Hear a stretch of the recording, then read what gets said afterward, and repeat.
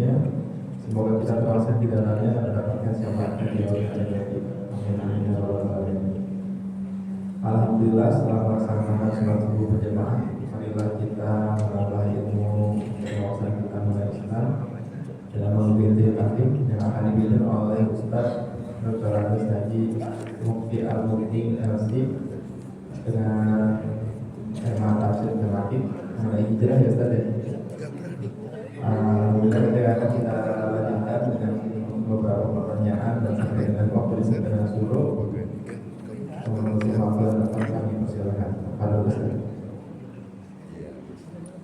Bismillahirrahmanirrahim. Assalamualaikum warahmatullahi wabarakatuh.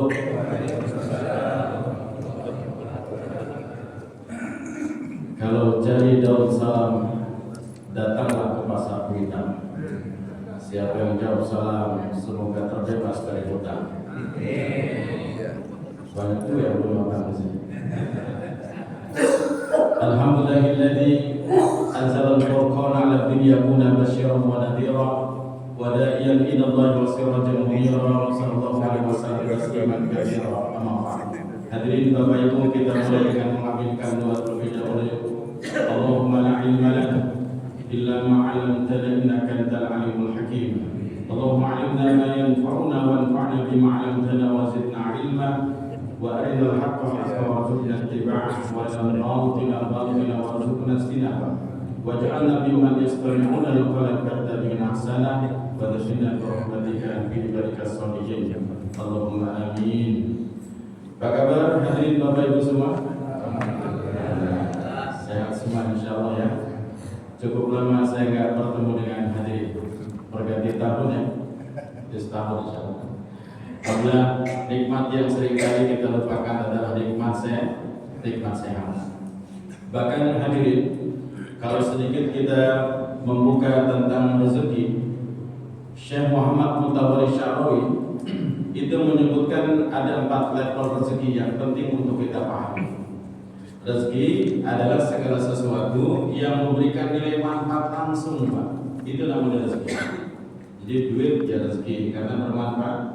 Sehat adalah rezeki, istri yang soleha juga, suami yang soleh juga rezeki. Ya, jadi segala sesuatu kalau memberikan nilai manfaat langsung buat kehidupan kita, batin kita, fisik kita, dunia kita maupun akhirat kita, itu namanya rezeki. Kayak ngaji begini nih rezeki, bisa sholat subuh berjamaah itu juga rezeki. Ya maka jangan mempersempit arti rezeki dengan rupiah. Bahkan kata beliau, kalau kita memahami rezeki sebagai harta kekayaan, itu merupakan adna darajat rezeki, itu level rezeki yang paling rendah. Jadi kalau kita dikasih rezeki berupa duit, ya berupa jabatan dan hal-hal yang materi, itu level terendah. Kenapa bisa begitu? Karena Allah bisa ngasih kekayaan kepada siapa saja. Yang beriman kepadanya dikasih, yang enggak beriman juga dikasih. Yang taat sama Allah dikasih kekayaan, yang enggak taat pun juga kadang-kadang lebih kaya daripada yang taat. Maka jangan bangga dulu, jangan senang dulu ya kalau kita dikasih rezeki berupa harta kekayaan karena level rendah. Walaupun level rendah, rezeki berupa harta kekayaan ini akan menjadi baik ditinjau dari 2 hal. Yang pertama, min aina iktasabtahu wa ila aina anfaqtahu. Yang pertama itu cara memperoleh harta tersebut harus kita pastikan dengan cara yang benar dan halal. Maka kekayaan atau harta benda itu menjadi satu kebaikan.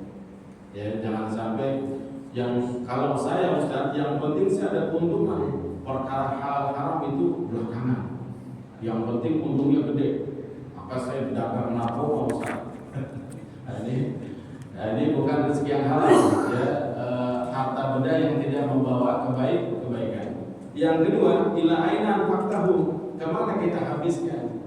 Kadang caranya udah benar dengan cara dagang yang jujur dengan amanah, dihabisin buat main judi online. Maka harta semacam ini tidak membawa kebaikan. Tapi kalau kita memperoleh harta kekayaan itu dengan dengan cara yang baik, kita habisin juga dengan cara yang baik. Kita berikan nafkah kepada istri dan anak kita berikan buat masjid, kita berikan buat dakwah, kita berikan kepada yatim piatu dan lain sebagainya. Itu harta menjadi sebuah kebaikan. Ini level yang terendah. Walaupun terendah, kita sering menganggapnya sesuatu yang paling penting. Ya, hidup ini kan kata orang-orang itu paham kita Ustaz, duit itu nggak ke bawah mati, tapi nggak punya duit perasaan mau mati. Ini orang yang kurang iman sebenarnya ya. Saya mah punya duit nggak punya duit tetap sholat Ustaz. Saya punya duit nggak punya duit tetap takut sama Allah. Punya duit nggak punya duit tetap memperhatikan iman. Nah level kedua, kira-kira rezeki berapa kalau menurut dia? Rezeki kesehatan. Nah ini rezeki yang seringkali dilupakan oleh orang-orang. Enggak semua orang diberikan kesehatan prima di samping harta. Maka kita temukan dalam kenyataan hidup ini ada orang-orang kaya tetapi badannya bermasalah, kesehatannya bermasalah. Kita pikir bolak-balik ke Singapura mau jalan-jalan, nggak tahu berobat itu. Maka walaupun nggak punya duit tetapi badan sehat, hidup masih terasa bebas, hidup masih terasa merdeka. Orang kalau badannya sehat, tidur pun akan nyenyak, makan pun akan lama. Ya, diajak jalan, ayo aja gitu kan. Karena apa? Badannya sehat. Tapi kalau duit banyak, badan bermasalah, ya penyakit banyak, wah ini makan pun ada pantangannya. Ya, tapi jangan sedih juga kalau kita diberikan sakit, ya itu sebagai ajang, ya kesempatan kita untuk menghapuskan dosa-dosa dan kesalahan kita. Tapi jangan juga menjadi sebuah pembenaran atas penyakit orang lain. Betul. Ya tadi sekarang banyak penyakitnya kan, kelihatan kalau dia koruptor. Jangan, ini buat introspeksi kita. Dalam kitab Mawaid Al-Usturiyah itu disebutkan kalau seseorang sakit itu Allah akan memerintahkan 4 malaikatnya. Malaikat pertama diminta untuk mencabut kekuatan fisiknya. Maka orang kalau sakit beneran Pak, fisiknya pun lemah. Gak bisa kita ngajak orang lagi sakit ngejar-ngejar maling gitu, atau ngajak jogging karena lemes dicabut itu. Yang kedua dicabut apa? Keceriaan wajahnya. Maka orang kalau lagi sakit beneran kelihatan lesu, ya wajahnya tidak bergairah, melebihi lesunya nggak punya duit gitu. Yang ketiga apa yang dicabut itu? Yang dicabut kenikmatan rasa pada lidahnya. Maka orang kalau lagi sakit makanan apapun terasa hambar, dan orang yang sakit umumnya tidak doyan makan. Tapi menariknya kita kalau jenguk orang sakit bawa makanan yang enak-enak, kira-kira yang makan siapa tuh? Nah yang keempat itu dicabut apa lagi? Malaikat yang keempat akan menyebut dosa-dosanya. Ketika waktu sembuh tiba, Allah Subhanahu wa Ta'ala memerintahkan 4 malaikat itu untuk mencabut apa yang diambilnya. Satunya tidak boleh dikembalikan. Pertama dikembalikan kekuatan fisiknya, sehat lagi. Yang kedua dikembalikan keceriaan wajahnya, dan yang ketiga dikembalikan kenikmatan rasa pada lidahnya. Tapi dosa-dosa tidak dikembalikan. Sang malaikat pun bertanya, ya Allah, kenapa tidak dikembalikan dosa-dosa ini? Kata Allah, tidak pantas buat aku sebagai Tuhan yang Maha Pengasih Maha Penyayang, karena hamba-Ku sudah merasakan kepedihan, kesulitan dalam sakitnya, sehingga aku tidak ingin dikenal sebagai Tuhan yang zalim. Itu maha kasihnya Allah ketika kita dikasih sakit ternyata sebagai kesempatan untuk membersihkan dosa-dosa kita. Nah yang rezeki berikutnya, maka cara mensyukuri nikmat sehat itu apa? Rezeki sehat itu ya kita jaga, kita rawat. Mumpung saya masih sehat, saya sholat 5 waktu di masjid. Mumpung saya masih sehat, saya ngaji kemana-mana. Mumpung saya masih sehat, saya nyari duit, jemput rezeki juga semangat, ya buat bantu anak yatim dan lain sebagainya. Nah ini menikmati sehat. Saya jogging, saya olahraga dalam rangka menjaga nikmat atau rezeki sehat. Nah yang ketiga, level rezeki yang dalam bahasa Imam Syafi'i itu sebagai afdol rezeki yang paling utama. Kira-kira rezeki apa Pak? Ada yang tahu? Rezeki berupa anak-anak atau keturunan yang soleh dan soleh. Nah, ini rezeki yang luar biasa. Bahkan rezeki ini yang selalu diminta oleh para nabi. Ya Nabi Ibrahim pada berdoa, Rabbi habli minas solihin. Ya Allah, karuniakan aku keturunan yang soleh yang soleh. Sebab anak atau keturunan yang soleh ini merupakan aset investasi jangka panjang. Ketika kita nanti sudah meninggal dunia, Pak, ini anak-anak kita yang selalu soleh, yang selalu berzikir, yang selalu berbuat kebaikan dan ketaatan, itu pahalanya mengalir terus buat kita. Semacam apa namanya, passive income. Sehingga wajar ya kalau Imam Syafi'i mengatakan ini merupakan rezeki yang paling utama.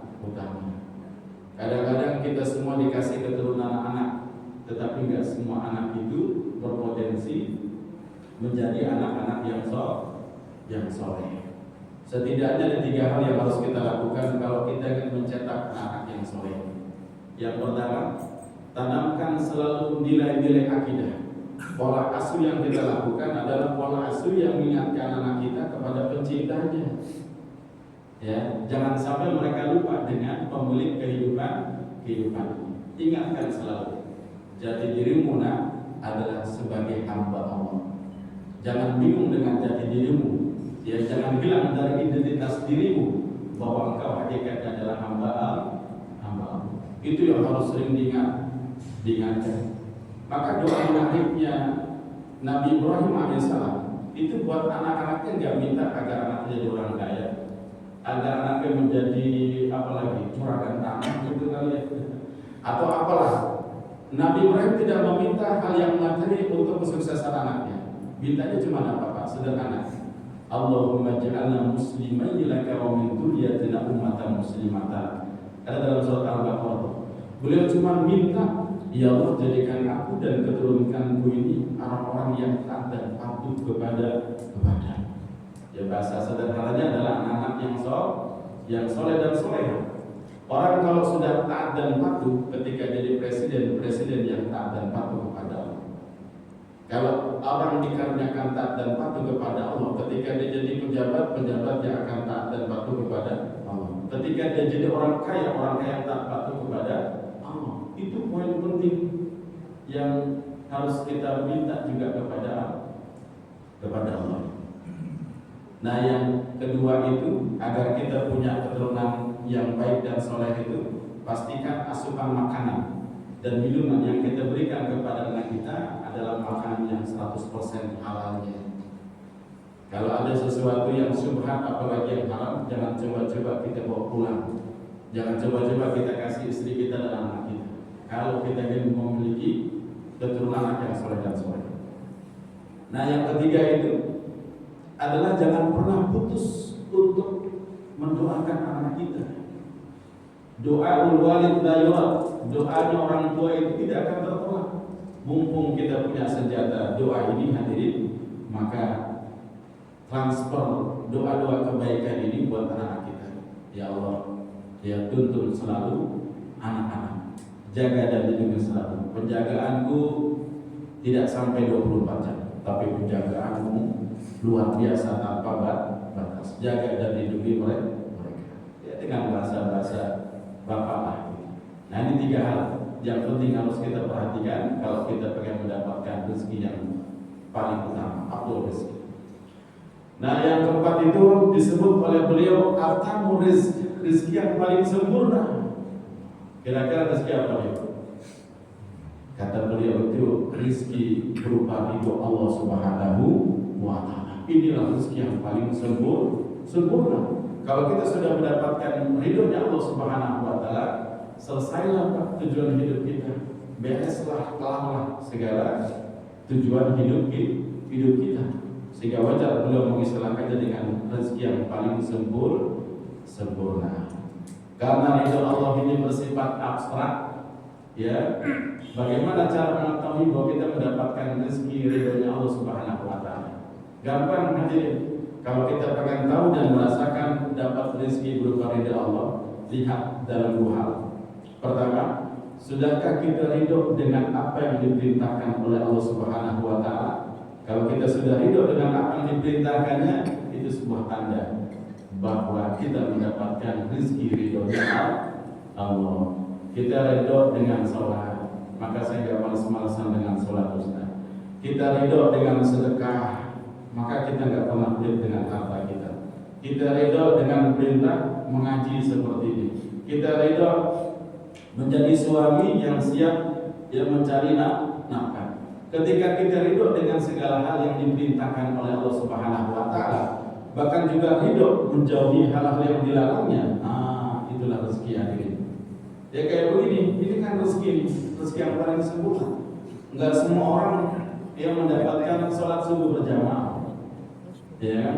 Kebanyakan di luar di sana menganggap rezeki itu kalau mereka duit sedekah gitu kan. Kalau menang tender dapat proyek. Padahal rezeki yang paling utama itu, yang paling sempurna ini adalah ketika kita melakukan segala perintah Allah dengan penuh keriduannya.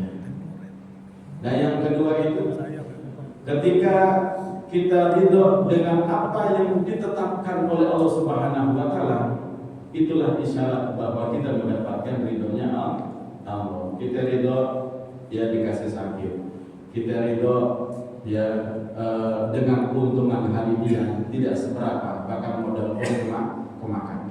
Ketika kita ridho dengan Allah terhadap, biasanya kita ridho dengan hal-hal yang baik naik gaji, naik pangkat, popularitas naik terus gitu.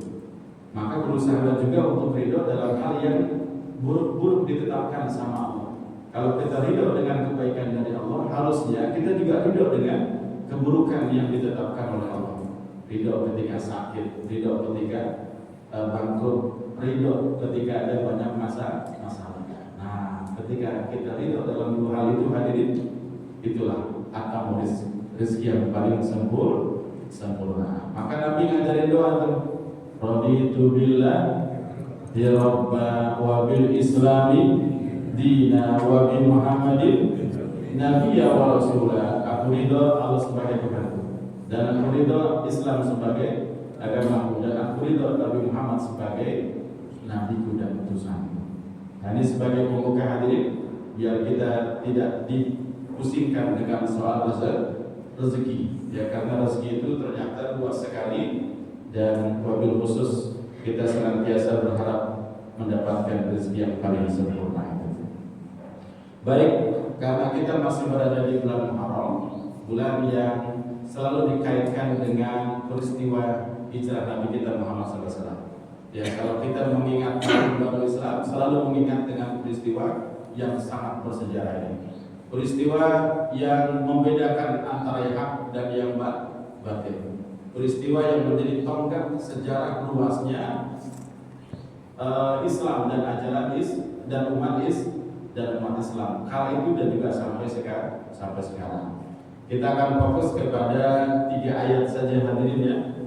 Saya sudah kirimkan dalam bentuk PDF-nya juga buat Bapak yang mau PDF-nya bisa dibagi di grup ini. Kita mulai dari surat Al-Baqarah ayat 218 ini. Saya ambil setidaknya sebagai pegangan dari 5 kitab tafsir ya. Pertama Khawatir Sya'rawi, beliau Imam Sya'rawi, ahli tafsir dari Mesir, Allah ya. Kemudian tafsir yang muktabar yang sangat tertua, yaitu tafsir Tabari. Kemudian juga tafsir Fakhruddin Ar-Razi, kemudian juga Tabari. Tabari ini dikesankan sebagai tafsirnya orang Syiah, tetapi orang Syiah yang sangat moderat ya. Kemudian juga ada tafsir Al-Qurtubi yang lebih banyak memahami ayat-ayat ahkam, ayat-ayat hukum. A'udzu billahi minasyaitonir rajim. Bismillahirrahmanirrahim. Innal ladzina amanu wal ladzina hajaru wa jahadu fi sabilillah ulaika yarjuna rahmatallah wallahu ghafurur rahim. Sesungguhnya orang-orang amanu wa hajaru, dan juga orang yang berhijrah, wa jahadu, dan berjuang di jalan Allah Subhanahu wa taala, ulaika yarjuna rahmatallah, mereka itu adalah orang-orang yang senantiasa mengharapkan rahmat Allah. Wallahu ghafurur rahim, dan Allah itu Maha Pengampun lagi Maha Penyayang. Sehingga hadirin sekalian, bagaimana hal yang mendorong para sahabat termasuk Nabi kita Muhammad SAW hijrah adalah ingin menyelamatkan keimanannya dan hidup damai dalam menjalankan perintah agama. Maka kita dikenalkan bagaimana ada hijrah 2 tahap ya. Hijrah pertama kali dilakukan oleh para sahabat itu, Rasulullah tidak ikut hijrah ke Habasyah yang sekarang dikenal dengan Ethiopia. Ya, itu terjadi 2 gelombang. Pertama 12-an orang, yang kedua hampir 100-an itu. Ya, termasuk Sayyidina Utsman adalah orang-orang yang pertama hijrah terlebih dahulu ke Habasyah itu. Ya. Nah, yang kedua itu terjadi pada tahun 5 Hijriah ya, 5 pasca kenabian kita Muhammad SAW. Kalau hijrah yang kedua ke Madinah ya pada tahun ke-13 kenabian Nabi kita Muhammad SAW. Nah, hijrah ke Madinah ini yang mimpin langsung adalah Nabi kita Muhammad SAW. Sebelum ke Madinah, Rasulullah sudah mempersiapkan orang-orang Madinah itu untuk berjanji setia yang kita kenal dengan perjanjian Aqabah. Ada Aqabah 1, ada Aqabah 2. Itu kebanyakan yang melakukan janji setia kepada Rasulullah adalah orang-orang Madinah. Sehingga wajar ketika Rasulullah SAW memilih Madinah sebagai base camp dan tempat perlindungan, karena memang sudah ada orang-orang beriman yang terlebih dahulu ya tetap setia bersama Rasulullah SAW dan juga tetap setia menjalankan pesan-pesan Islam. Nah, ini poin dari ayat ini sebenarnya hadirin 3 ya, iman, hijrah, dan juga jihad. Sebelum ke sana kita pahami dulu tentang rahmat Allah Subhanahu wa taala. Kalau dalam tafsir Tabari, rahmat itu diartikan sebagai kasih sayang Allah yang diwujudkan dalam bentuk apa? Yang pertama dalam bentuk ampunan dosa. Itu juga disebut dengan rahmat. Kemudian yang kedua apa? Qabulul amal. Diterimanya amal oleh Allah itu juga disebut sebagai rahmat Allah. Allahumma arhamni, ya Allah sayangilah aku. Berarti ya Allah ampuni aku. Ya Allah terimalah amal. Nah, rahmat yang tertinggi menurut beliau adalah dukhul jannah, masuk surga. Ya. Kalau kita lihat dalam tafsir Qurtubi, rahmat itu mencakup seluruh kebaikan dunia dan akhirat, lebih luas lagi, lebih global, tidak spesifik tidak. Imam Qurtubi mengartikan rahmat itu pokoknya segala hal yang mengandung kebaikan ya dalam kehidupan kita itu pada hakikatnya rahmat Allah. Bapak merasakan nikmat dalam ibadah itu merupakan rahmat Allah. Ya, Bapak merasakan kemudahan dalam hidup, ya kerja nyaman, ya menjalani rumah tangga dengan baik, ya memiliki usaha juga dengan lancar. Nah, itu juga harus dipahami karena rahmat Allah. Semua kebaikan yang mencakup dunia dan akhirat. Puncaknya nanti di akhirat kita dimudahkan dalam penghisapan ya hingga akhirnya nanti dimasukkan ke surga. Dalam konteks ayat ini makna yang paling kuat kata beliau adalah sama dengan Imam At-Tabari. Yang pertama ampunan, yang kedua keselamatan dari azab, dan yang ketiga adalah kemenangan memperoleh surga. Nah, jadi poinnya sama semua ya dari 2 ulama besar ini. Kalau kita lihat dari Al-Razi, rahmat itu apa? Manifestasi kemurahan Allah kepada hamba yang tidak mungkin diperoleh semata-mata oleh amal. Lalu boleh memahami lebih dalam lagi. Ya, ada amal-amal yang tidak mampu yang mendatangkan rahmat Allah. Maka jangan pernah kita berpegangan kepada usaha dan amal kita. amal kita tidak akan berfaedah kalau tidak mendapatkan rahmat Allah. Maka seringkali Al-Quran juga mengatakan laulah rahmat. Kalau tidak ada rahmat Allah, kita nggak mungkin bisa sholat subuh di sini.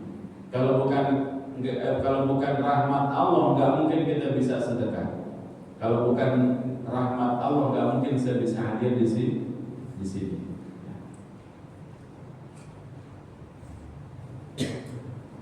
Jadi manifestasi kemurahan Allah kepada hamba yang tidak mungkin diperoleh semata-mata oleh amal. Ya. Jadi seakan-akan amal kita disempurnakan dengan rahmat Allah. Kemudian amal menjadi sebab, tapi rahmat Allah yang menyempurnakan dan mengantarkan kepada keselamatan. Nah itu tadi. Nah, ini pemahaman Imam Ar-Razi. Kemudian ulama Syiah yang moderat ini, Tabatabai, dalam nama tafsirnya tafsir Al-Mizan ya. Rahmat adalah limpahan kebaikan ilahi yang mengantarkan manusia kepada kesempurnaan eksistensialnya. Jadi kalau segala kebaikan yang menambah wujud kita, Pak, ya kemanusiaan kita, itu namanya sebuah rahmat. Ya. Tujuan atau wujud kita adalah sebenarnya apa? Lil ibadah ya, untuk ibadah. Nah, kalau Allah memudahkan kita melakukan ibadah dan ketaatan kepadanya, itulah sebenarnya rahmat yang hakiki. Ya, hampir sama rata-rata semuanya. Ya, bahwa arti rahmat adalah ketika kita dimudahkan untuk melakukan kebaikan dan ketaatan kepada Allah. Itu berkat rahmat Allah. Ya. Maka boleh dibilang orang-orang yang melakukan kebaikan dan ketaatan adalah orang-orang pilihan Allah. Karena dengan rahmatnya kita bisa hadir sholat. Karena dengan rahmatnya kita bisa bantu orang lain. Yang berikutnya, rahmat bukan hanya hadiah di akhirat, tetapi juga bimbingan hidayah selama hidup. Jadi ada rahmat di dunia dan juga ada rahmat di akhirat. Kemudian Syekh Sa'rawi, ini yang saya sempat ketemu dengan beliau waktu saya belajar di Mesir sana ya, ulama yang karismatik, ilmunya sangat dalam. Kata beliau apa? Rahmat itu adalah pertolongan Allah yang menutupi kekurangan amal manusia. Maka kita nggak akan sempurna Pak untuk beramal. Amal kita akan sempurna ya berkat rahmat Allah. Kayak kisahnya apa? Masih ingat ya? Ada seorang Bani Israel yang beribadah selama 500 tahun itu, nggak pernah berbuat dosa, selalu taat. Ketika meninggal dunia, Allah tetapkan dia masuk surga dengan rahmatnya kan? Kau masuk surga dengan rahmat. Rupanya hamba ini protes, Tuhan, bukankah Anda memerintahkan kita untuk beribadah ketika di dunia? Tapi kenapa ketika Tuhan memasukkan surga, justru masukkannya dengan rahmat, bukan dengan amal saya? Oh, protesnya kayak gitu barang lebih. Oh, jadi kau ingin masuk surga dengan amalmu? Baik, kita hitung-hitung. Setelah dihitung-hitung, ternyata 500 tahun ibadahnya itu tidak cukup membalas kenikmatan mata yang bisa melihat dari Allah Subhanahu wa taala. Tadinya benar-benar masuk surga dengan rahmat Allah, gara-gara protes keluar lagi Pak dari surga. Ya, sebuah ayat menjelaskan begitu dia merasakan sakitnya dan pedihnya di neraka, dia pun minta maaf dan minta ampun kepada Allah atas kelancangannya. Oleh Allah pun akhirnya dikeluarkan kembali. Jadi menjadi satu contoh bahwa umat Islam itu tidak akan ada yang abadi di neraka. Ya, dia selamanya nanti akan abadi di surga. Ya. Dan ada orang-orang Islam atau orang-orang beriman yang di neraka itu sifatnya mampir saja. Sekiranya dosanya belum dihapuskan di dunia, nah perlu dibersihkan di neraka. Nauzubillah ya, mudah-mudahan kita semua sudah dihapuskan dan dibersihkan di dunia sehingga nggak perlu digodok di neraka. Seorang mukmin beramal maksimal tetapi tetap berharap pada rahmat, bukan pada amalnya sendiri. Nah, ini Imam Sa'rawi mengingatkan adab kita dalam beramal. Jangan sama sekali kita berharap kepada sholat kita, Pak. Jangan berharap kepada sedekah kita. Jangan berharap dan berlandas kepada haji dan umrah kita. Tapi senantiasa berharap kepada rahmat Allah. Relevansi hijrah. Orang yang berhijrah tidak mengandalkan pengorbanannya. Hijrah adalah usaha. Keberhasilannya tetap bergantung pada rahmat Allah. Nah itu arti rahmat ya. Kita ada gambaran kan bagaimana para sahabat Nabi kita Muhammad SAW, kendati mereka berusaha dengan keras, mereka tidak mengandalkan usahanya itu. Mereka tidak yakin dengan usahanya, tapi mereka yakin dengan Allah. Bukan yakin dengan dagangnya, bukan yakin dengan kerjanya, ya, tetapi yakin dengan apa yang dijanjikan Allah Subhanahu wa Ta'ala. Karena tugas kita ini bukan untuk menghasilkan, Pak. Tugas kita hanya bekerja dan berproses. Ya, hasilnya kita serahkan kepada Allah. Ya, mereka juga ketar-ketir tuh ketika ingin hijrah ke Madinah itu. Ya, di tengah ketidakpastian. Ya, boleh jadi mereka akan tertangkap oleh orang-orang kafir Quraisy di tengah perjalanannya, atau mungkin juga kehabisan bekal karena yang tidak ada yang bisa dibawa banyak ketika mereka hijrah. Nah, apa yang membuat mereka semangat hijrah? Lagi-lagi di ayat Al-Baqarah ini adalah pertimbangan aman. Nah, iman inilah Pak yang harus kita banyak kaji ya. Iman itu apa sih? Iman itu artinya satu keyakinan atau kepercayaan yang tertanam di dalam hati, lalu terwujud dalam lisan kita dan juga dalam perbuatan kita. Orang kalau sudah beriman, dia akan merasakan hidupnya aman dan nyaman. Kenapa merasa aman dan nyaman? Karena dia mengimani Allah yang memiliki kehidupan ini, Allah yang maha kuat, Allah yang maha segala-galanya. Maka kalau kita beriman tetapi masih nggak tenang, Pak, berarti iman kita masih bermasalah. Kita masih setengah hati berpegangan dan bersandar kepada Allah. Kalau kita benar-benar full Allah, ya bersandar kepada Allah Subhanahu wa Ta'ala, pasti hidup kita akan nyaman dan nyaman. Karena al-mu'min adalah orang yang hidupnya merasa aman.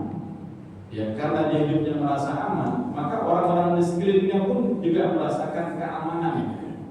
Ya, berdampingan dengannya. Orang-orang merasa aman kalau berbisnis dengannya. Tetangga merasa aman kalau dia bersebelahan dengan rumahnya. Ya, bahkan orang-orang non-muslim pun ya amat percaya. Ya, karena dia selalu memberikan keamanan dalam interaksinya maupun bisnisnya. Nah, itu iman itu.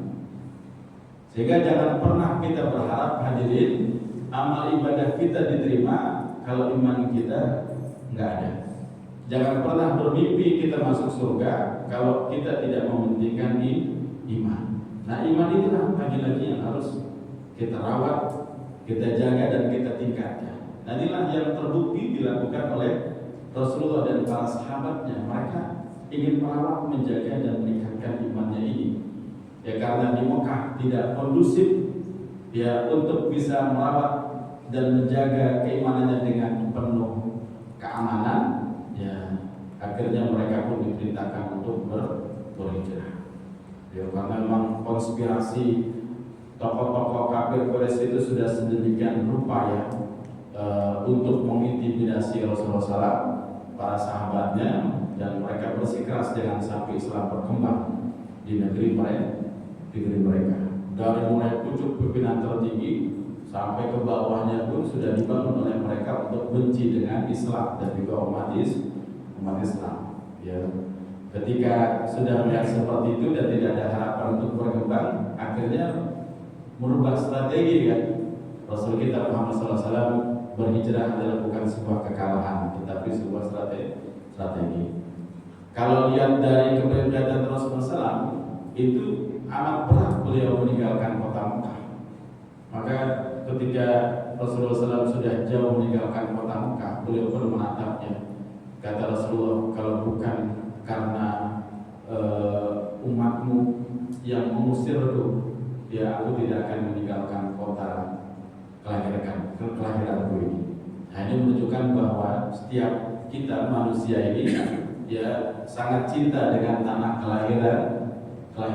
Jadi itu bagian dari sunnah atau kebiasaan Nabi kita Muhammad SAW, cinta dengan tanah kelahirannya. Dan itu bagian dari keimanan. Nah, iman itu akan terus bertambah ya seiring dengan ketaatan yang kita lakukan. Ya, jadi asupan iman itu ya ketaatan dan kebaikan yang kita lakukan. Sholat ini akan menguatkan keimanan kita. Baca Quran, ngaji, ya sedekah, bantu orang lain, itu amunisinya ya untuk keimanan. Kalau kita tidak mau menambah dan meningkatkan ketaatan kita dan kebaikan kita, iman ini akan lemah. Nah, yang kedua, ada juga iman-iman yang ada juga hal-hal yang bisa melemahkan iman kita. Maka kan populer itu ya kata ulama, al-imanu yazidu bil ta'ah wa yanqusu bil ma'siyah. Iman itu akan bertambah seiringan dengan ketaatan yang kita lakukan, dan dia akan berkurang dengan kemaksiatan yang kita lakukan. La yasrabu as-saribu bina yasrabu wa huwa mu'min.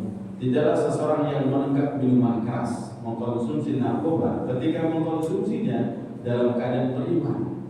Artinya apa? Ketika kita berbuat dosa dan kemaksiatan, iman kita digencet, iman kita dimatiin. Semakin sering kita berbuat dosa dan kemaksiatan, semakin ditekan tuh keimanan, semakin dihilangkan, semakin dihapuskan.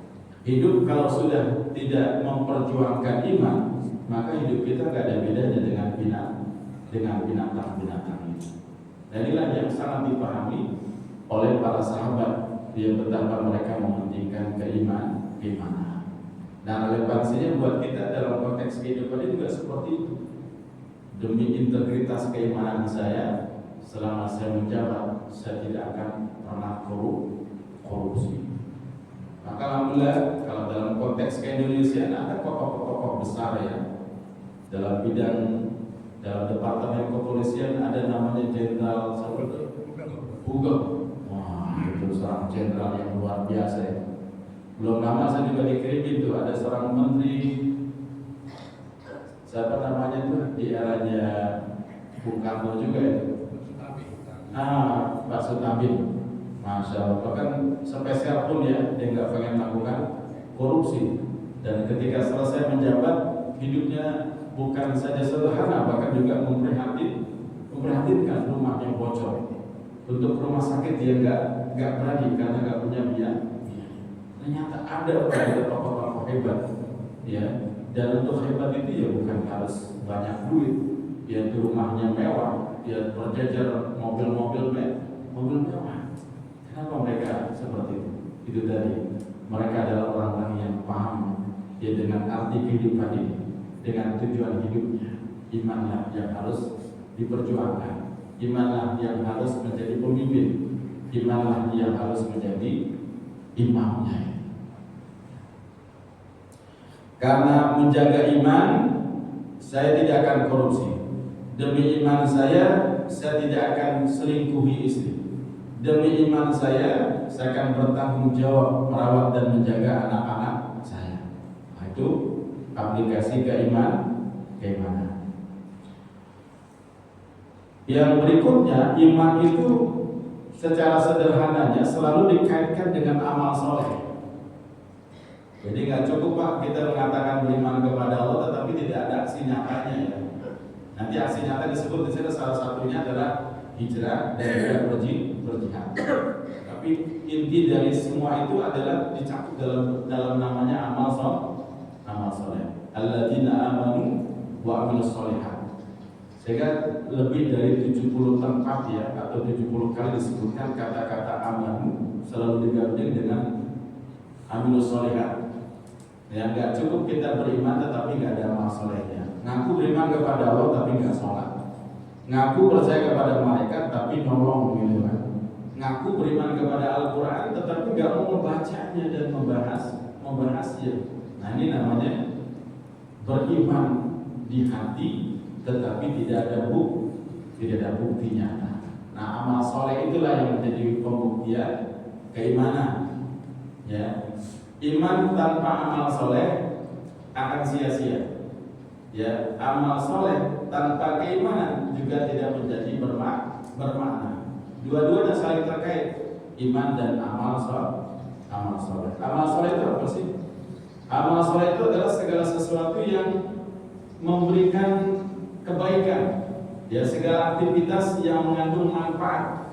Ya, baik dunia maupun akhirat, baik buat diri kita maupun orang lain. Itu masuk kategori amal soleh. Sehingga jogging dan olahraga itu kelihatannya kan duniawi ya. Tapi kalau kita niatin dengan lurus, ya maka itu menjadi amal soleh. Ya. Jangan menyepelekan peranan niat dalam kebiasaan seharian kita itu. Ya biar itu bisa bernilai amal soleh. Jadi amal soleh itu dari segi akidah.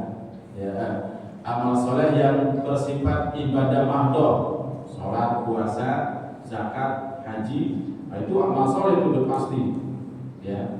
Yang kedua ada amal soleh yang bersifat muamalah wal akhlak, muamalah dan akhlak, itu juga amal soleh.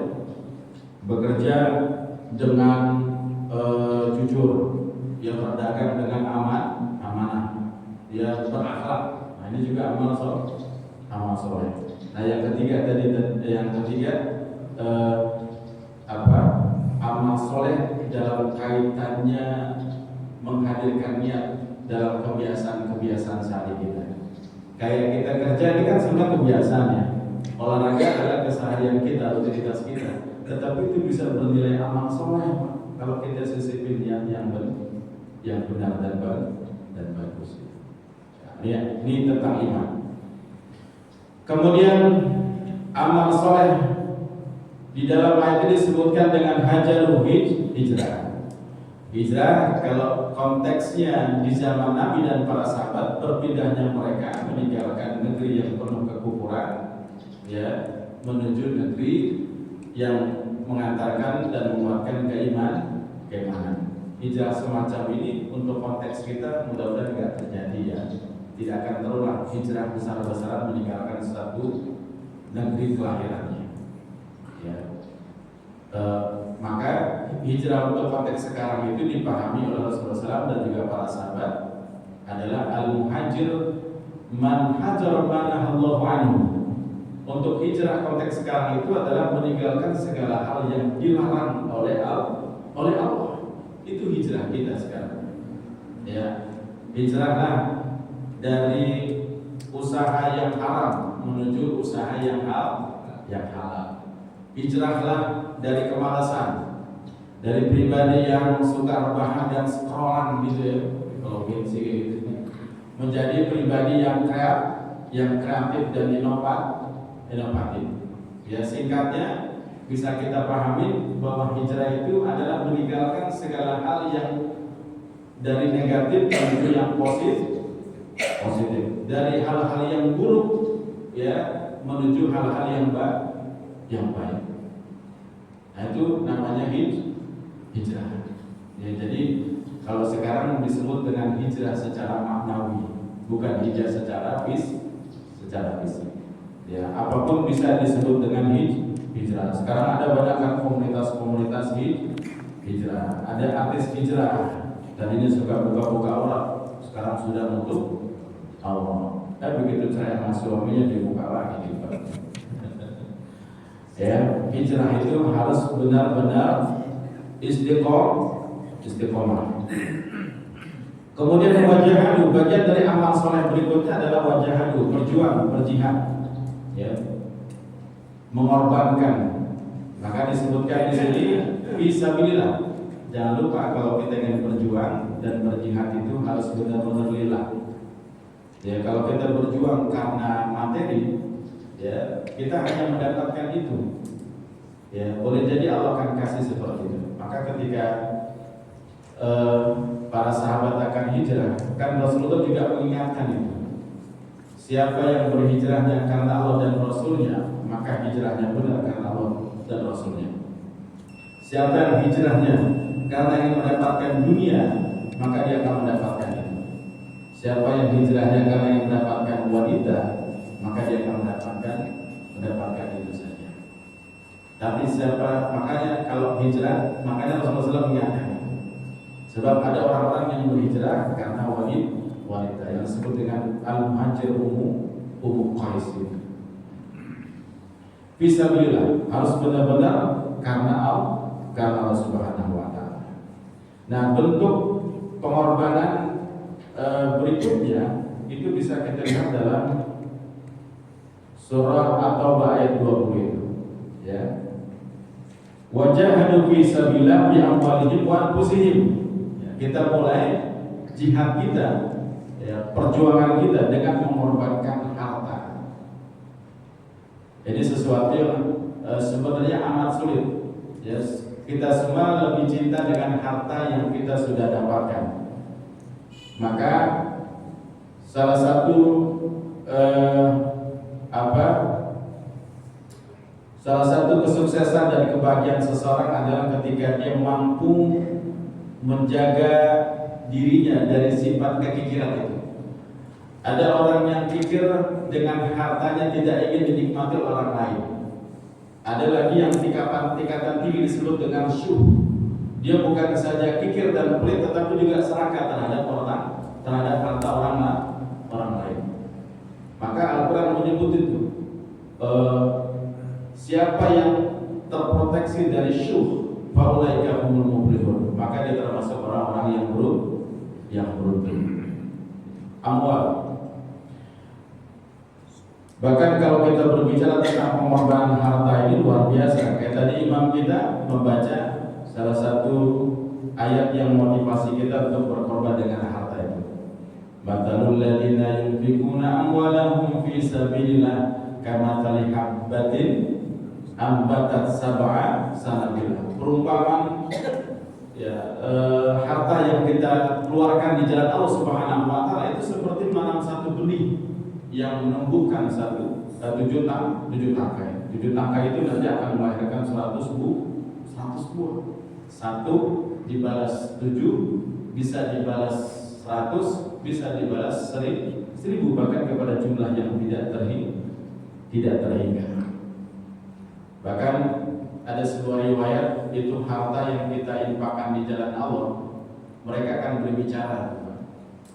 Ya, salah satunya yang pertama dia akan bicara untuk qalilan pakat tadi. Dulu aku ini adalah sesuatu yang sangat sedikit. Gara-gara kau sudah keluarkan dari kepemilikanmu, sekarang aku sudah menjadi banyak. Nah, ini sesuai dengan hadis Nabi, ya. Sedekah yang kalian keluarkan di jalan Allah itu Allah terima dengan tangan kanannya, lalu Allah akan mengembangkan. Seperti seorang peternak yang mengembangkan kuda yang sudah bunting itu sehingga beranak pinak dan memenuhi satu bukit. Wa kuntu sabiran fakabartani. Dulu aku ini kecil, gara-gara kau sudah infakkan di jalan Allah, sekarang aku sudah menjadi besar. Itu harta akan bicara seperti itu, Pak, kalau sudah lepas dari kepemilikan kita. Yang ketiga itu harta yang dikeluarkan akan berbicara wa kuntu aduan fa'ahbabtani. Dulu aku ini adalah musuh buat kamu, tapi sekarang kau sudah mencintaiku. Jadi kalau kita cinta dengan harta dan harta akan mencintai kita, dia rela mengorbankan kita nanti, Pak. Kalau harta itu sudah lepas dari kepemilikan kita sudah keluarkan di jalan Allah. Harta akan menjadi teman kita itu. Harta akan menjadi jalan yang mencintai kita.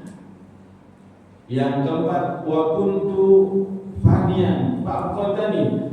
Aku ini adalah sesuatu yang musnah, yang panah, tetapi kau sudah kekalkan dan abadikan. Berkat kau berikan ke masjid, berkat kau berikan kepada beranak yatim.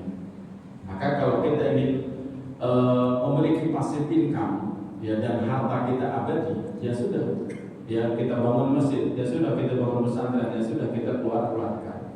Jangan pernah ada dalam kepemilikan kita. Nah yang kelima itu wa kunta harisan li fal ana sirtu harisan lak. Dulu engkau seringkali menjaga aku. Adapun sekarang tiba saatnya aku menjaga dan memproteksi. Bahwa dulu kalau orang berharta bangun rumahnya juga pagarnya tinggi-tinggi, betul. Dikasih kawatnya bukan kawat berdulu lagi, kawat yang mengandung setruman. Jadi kalau ada balik nyangkut gosok langsung di kawatnya. Nggak cukup dengan itu, dia pasang sampang CCTV. Kalau perlu ada anjing helper. Wow. Dengan usaha yang luar biasa menjaga harta kekayaannya. Tapi kalau harta itu sudah kita sedekahkan di jalan Allah, harta itu akan bilang apa? Sirtul ana harisallah. Nah sekarang giliran aku lah yang akan menjaga. Nah ya Allah, kalau harta sudah mudah untuk kita keluarkan di jalan Allah, berikutnya nanti aku sihir jiwa raga kita, Pak. Ada momen, ada masa di mana kita dituntut bukan saja dengan mengorbankan harta, tetapi juga harus mengorbankan jiwa raga kita. Nah ini yang membuat sulit orang-orang yang di hatinya masih ada kemunafikan. Maka kita harus juga introspeksi diri. Ya jangan sampai kita melakukan ketaatan kepada Allah milah-milih. Kalau yang mudah saya lakukan dan saya rasakan ada keuntungan dan manfaatnya, saya lakuin.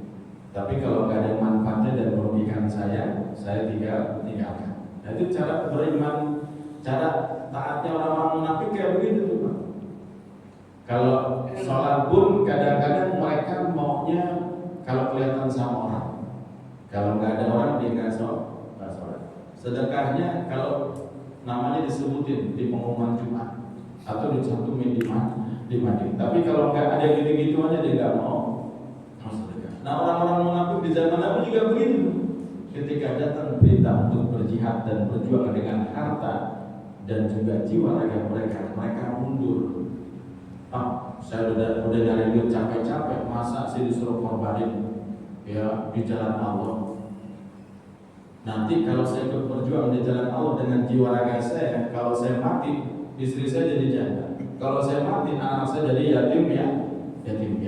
Nah ini orang-orang yang main hitung-hitungan dalam melakukan ketaatan kepada Allah. Padahal di sini fungsinya jihad, dia mengorbankan harta dan juga jiwa kita. Kalau itu yang bisa kita lakukan, di sini disebut atau ayat 20 a'zama darajatan indahum. Disitulah puncak testimoni kita, level kita di mata Allah menjadi agung, menjadi mulia. Kalau cuma sholat doang ngaji doang, ini level biasa, karena tidak penting ya. Tapi kalau kita sudah mampu mengorbankan harta benda kita, bahkan juga jiwa raga kita, nah itulah a'zamu darajatan. Bahkan dia ada sebut dengan apa? Wa ulaika humul faizun. Mereka itu adalah orang-orang yang sukses, orang-orang yang beruntung dan orang-orang yang bahagia. Terakhir di dalam surat Al-Anfal itu sama tuh. Di dalam Al-Anfal juga ditunjukkan bagaimana hijrah itu dia tidak harus berpindah. Wa nasaru ulaika humul mu'minuna haqqan. Ketika kita membantu orang-orang yang ingin berhijrah, memudahkannya Pak, itu bagian kita untuk berhijrah. Itu juga disebut dengan hijrah. Maka orang-orang muhajirin yang sudah mengorbankan harta bendanya, ya jiwa raganya untuk pindah ke Madinah, ada orang-orang Ansar yang memfasilitasi dan juga memberikan ganti atas pengorbanan mereka. Ini juga disebut dengan sebagai hijrah, atau juga dengan kata lain jihad dengan harta benda mereka. Jadi kalau kita tidak bisa berhijrah dengan fisik kita, minimal kita mendukung orang-orang yang mau berhijrah. Ada orang-orang yang ingin tobat tetapi belum sanggup meninggalkan usaha yang haramnya. Nah kita kebetulan punya usaha, ya udah selama engkau belum punya penghasilan yang cukup, kerja saja di sini. Ya, tapi ya mohon maaf, gajinya mungkin tidak sebesar di tempat yang kau Ini pernah dilakukan sama Syekh Muhammad Munawwir Sya'rawi ya, ketika seseorang curhat kepada beliau bahwa dia bekerja di tempat yang haram, sementara dia belum punya pekerjaan penggantinya. Ya, dia punya istri dan anak-anak yang harus ditanggung. Ya, kalau saya keluar saat ini, saya takut mereka kesusahan ya atas tindakan saya. Kata saya sudah tinggalkan pekerjaan haram itu. Selama kau belum dapat pekerjaan yang halal, kau akan mendapatkan gaji sesuai dengan gaji yang kau dapatkan di tempat yang haram. Ya, karena niat tulusnya dan jujurnya kepada Allah ingin hijrah dari sesuatu yang diharamkan menuju yang halal, belum sempat mendapatkan gaji sebagai pengganti dari tempat yang haram itu, dia sudah mendapatkan pekerjaan yang halal itu.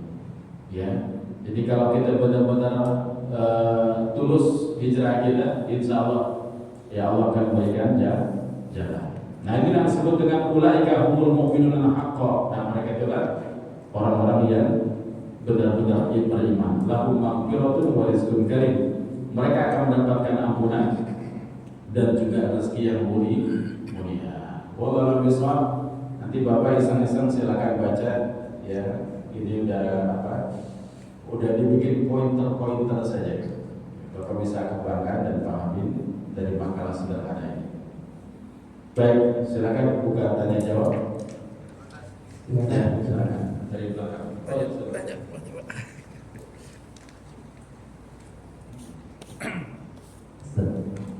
Assalamualaikum warahmatullahi wabarakatuh. Waalaikumsalam. Bicara masalah rezeki ya Ustaz. Oh ya. Sahabat saya si fulan orang yang soleh,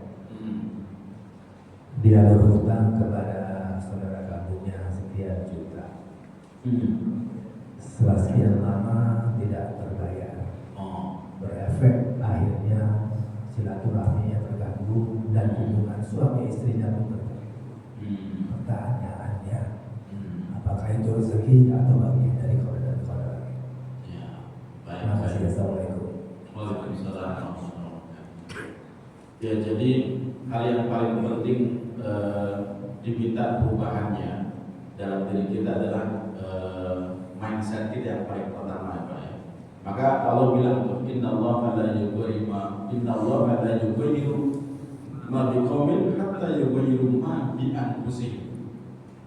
Allah tidak akan merubah kondisi satu kaum sampai kaum itu mau merubah ma bi anfusihim, apa yang ada dalam diri mereka. Itu yang dimaksud adalah dimulai dari cara pandang, dia mindset, cara pikir mereka terlebih dahulu. Maka hadirin, kalau kita punya hutang, jangan bilang itu sebagai beban dan hutang, tapi anggap sebagai sebuah amanah yang harus ditunaikan. Beda nggak? Jadi jangan pernah bilang kalau kita berhutang itu, kalau kita punya masalah dengan tunggakan itu disebut dengan hutang, tetapi anggap itu sebagai sebuah amanah. Kalau amanah namanya kan sebuah tantangan ya, yang harus kita selesaikan dengan baik. Perkara hutang sebenarnya tidak selalu buruk ya. Kalau memang kita dalam kondisi membutuhkan pinjaman, ya silakan meminjam, tapi dengan niat ya ingin melunasi segera dan menggantinya. Jangan sampai ketika kita minjam Pak tidak ada niat untuk menggantinya. Karena ketika seseorang niat minjam, ya kemudian juga berniat untuk melunasinya secepat mungkin, Allah akan berikan kemudahan. Nah ini kalau kita jujur sama Allah, Allah akan membenarkan kejujuran kita. Tapi kalau kita minjem duit, niatnya udah ngancem, ini kesempatan buat saya ngambil duit dia nih. Nggak bakalan ganti ya kalau pinjam sama dia. Udah selamanya Allah akan bikin susah untuk melunasinya. Nah ini yang pertama ya, luruskan niat kita ketika kita mau pinjam itu.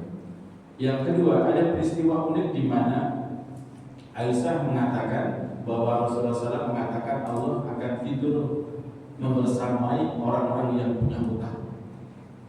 Jadi bukan dipahami secara fisik ya, Allah untuk tidur bareng dengan kita, bukan. Ini menunjukkan bahwa Allah itu sangat perhatian dan mengayomi orang yang sedang mengalami kesulitan. Apalagi hutang kita untuk kebaikan, bukan untuk kemaksiatan. Maka dalam kondisi sulit itu yang harus kita jadikan pegangan adalah Allah Subhanahu wa Ta'ala. Sampai-sampai Aisyah juga pernah berhutang, Pak, hanya ingin mendapatkan perhatian dan simpati dari Allah. Aku tidak ingin malam ini tidur tidak ditemani dengan Allah. Aku ingin punya hutang. Dalam bahasanya seperti itu. Ya. Nah, adapun kita yang memberikan hutangan, ada baiknya ya kalau kita mengalami melihat secara langsung orang-orang yang mengalami kesulitan, pertama bisa kita lakukan dengan menambah tempo pembayaran. Ya udah, kalau nggak bisa tahun ini, saya perpanjang 3 bulan. Ya, maka inilah pentingnya kita melapor diri di saat kita tidak punya kemampuan untuk melunasi sesuai waktu perjanjiannya. Ya, kalau orang yang baik dan mengerti dan tahu kondisinya bukan diada-adakan, bukan sebuah alasan untuk mengingkari perjanjian atau menunda-nunda pelunasan, pasti akan diizinkan kok, saya rasa itu. Apalagi kalau dia tahu dengan kisah atau hadis di mana seseorang yang tidak punya amalan yang istimewa, Pak, ini orang kaya, ya, ketika diinterogasi dan investigasi sama Allah, kira-kira ada gak amalan yang kau harapkan bisa mendapatkan rahmat-Mu? Ya Allah Maha tahu ya, sekalipun tidak bertanya kepada hamba ini. Tidak ada, coba pikir-pikir. Oh iya, saya dulu kalau memerintahkan anak buah saya untuk menagih hutang-hutang, selalu saya bersedia, kalau memang nanti ada orang yang kesusahan dia minta tambahan waktu, kasih saja. Ya, kalau kau menemukan ada orang yang sudah lagi susah, ya kasih potongan bayar hutangnya 50% saja, atau 20% saja, atau 10% saja. Kalau kau menemukan ada orang benar-benar lagi susah, nggak ada kemampuan lagi untuk dia bisa bangkit, udah maafin saja, anggap saja lunas.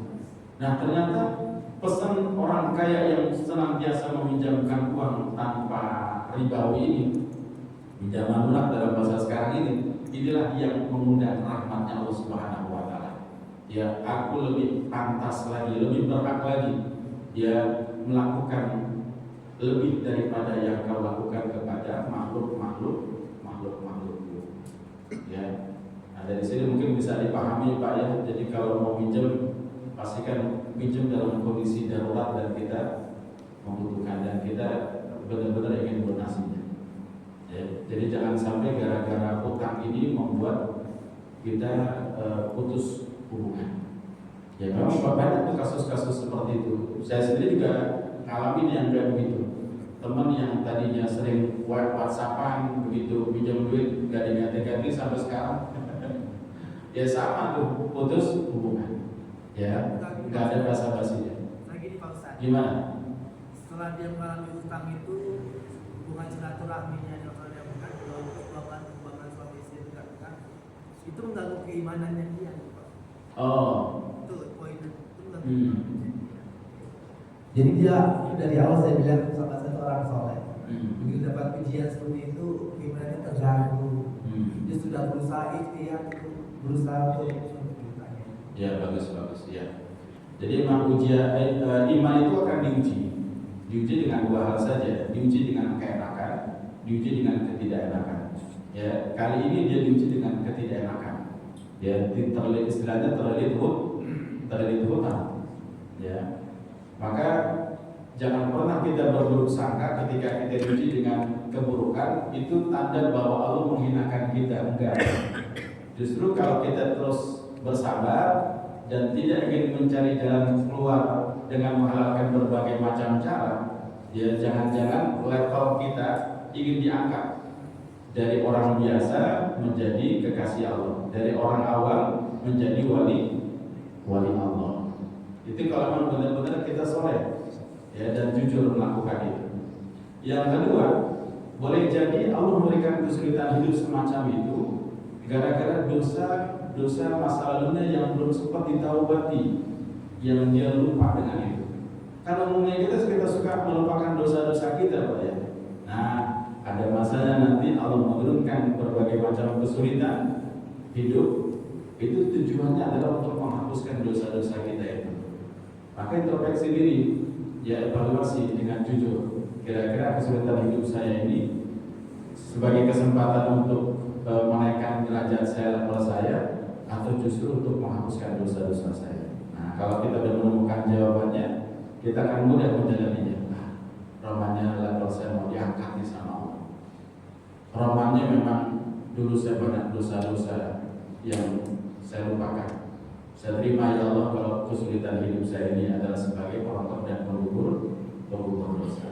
Itu sikap keimanannya seperti itu Pak. Masuk dapat ya. Terlalu jauh dari mana-mana ya. Satu pertanyaan lagi Ustaz mungkin. Silakan. Pak Haji Evan, siapa? Pak. Assalamualaikum warahmatullahi wabarakatuh. Waalaikumsalam. Izin bertanya Ustaz. Jadi kalau disampaikan tadi saya menyimpulkan ada 3 R. Rezeki didapat dari rahmat dan ridho Allah. Pertanyaannya, rahmat Allah adalah kasih sayang Allah. Ridho Allah adalah kerelaan Allah. Pertanyaannya, mana yang harus didahulukan? Rahmat Allah atau ridho Allah? Yang kedua, untuk mendapatkan rahmat Allah dan ridho Allah, bagaimana amalnya masing-masing? Itu aja Ustaz. Terima kasih. Assalamualaikum warahmatullahi wabarakatuh. Waalaikumsalam. Ya bagus ya. Ini kesimpulan yang brilian ya.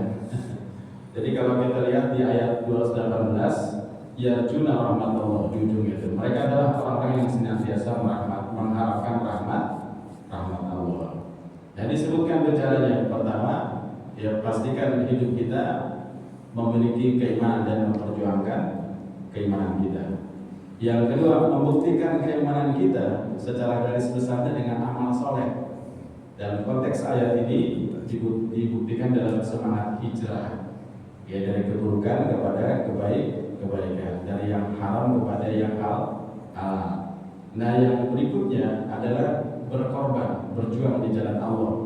Bisa dengan ilmu kita, bisa dengan harta kita, bisa dengan tenaga kita. Nah itu cara mendapatkan rahmat Allah. Nah ini kalau kita pakai ayat ini ya, itu sudah termasuk tuh Pak. Ya.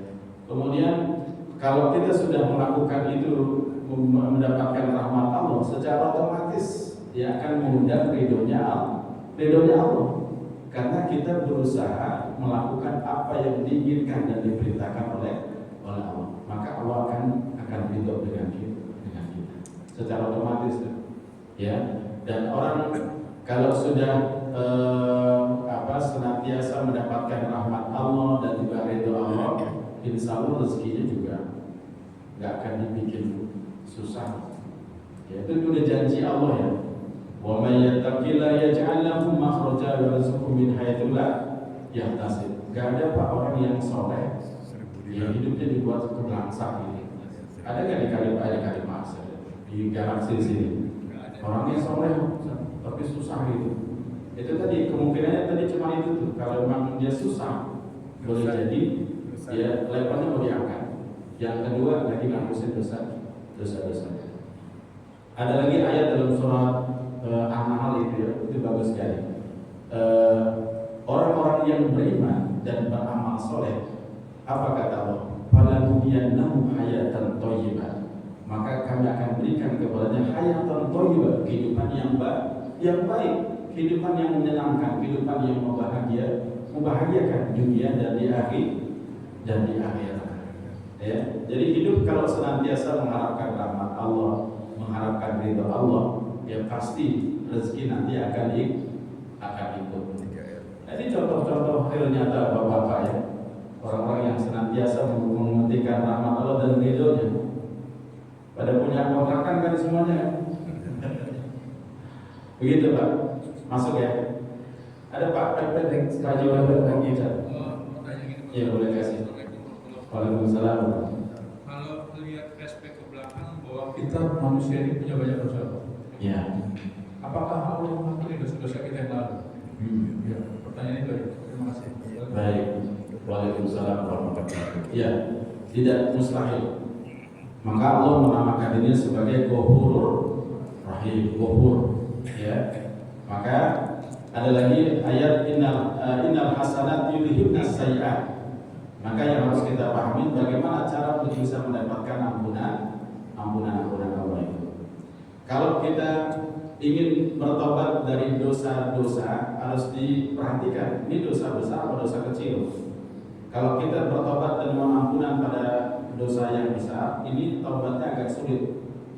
Artinya dibutuhkan keseriusan. Disebut dengan taubatan nasuha. Ya, syaratnya dia tinggalkan segala perbuatan dosa besar itu. Yang kedua,